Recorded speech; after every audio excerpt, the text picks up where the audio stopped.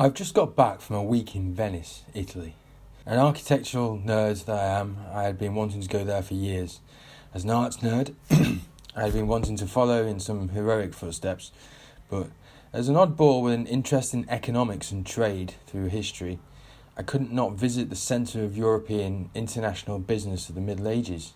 Originating in the 5th century, by people escaping the hordes of Attila the Hun, Venice is basically a swamp in the Adriatic Sea, sheltered in a lagoon. The whole city is built on wooden logs piled into the seabed, supporting brick and stone, and it was the epicentre of finance and business throughout the Western world for hundreds of years. It was seriously rich, and so were its aristocracy and merchants.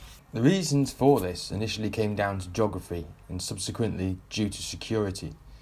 Venice is perfectly placed to receive goods from the east and distribute to the west, being basically in the middle of both cultures, and at the edge of the famous Silk Road, which linked China to Europe. During the 9th century, the big superpower in the area was the Byzantine Empire, along the Adriatic coast, and Venice was originally part of that empire. Venice managed to acquire trading rights from the government based in Constantinople, now Istanbul, to trade along the coast.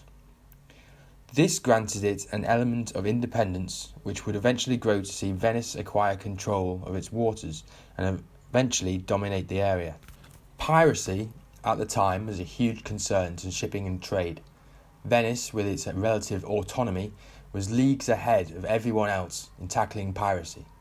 In a similar fashion to how Liverpool leaped ahead in technology, developing its first dock, it was combating piracy that gave Venice its edge, as well as geography and another parallel with Liverpool. In 1204, Constantinople was sacked, basically raided, and the Byzantine Empire fell. All this by crusading forces. At this point, the Crusades had helped push plenty of trade through Venice. The sacking was mainly orchestrated by opportune Venetians, with the large pirate-squashing navy which would secure independence for Venice from the empire upon its fall. With the sacking of Constantinople via this tactical attack, the Venetians were able to fill their ships with plenty of looted gold and silver, including the bronze horses, which you can now see in St. Mark's Cathedral. With the political pull that came with orchestrating the attack on Constantinople, Venice was able to secure the islands of Crete and Euboea, and subsequently the trade routes that came with their waters. So, in one opportune swoop, Venice was now rich, independent, and growing in influence throughout the Mediterranean. In 1221, they signed a trade treaty with the Mongol Empire. With these times of treaties, large expeditions to the east and into Europe had to be financed. This required capital, and that meant credit. The Venetians developed a banking system to accommodate this, which was moved away from gold and silver, hard to transport, not always available, to currencies akin to what we have today, which meant an introduction to exchange rates.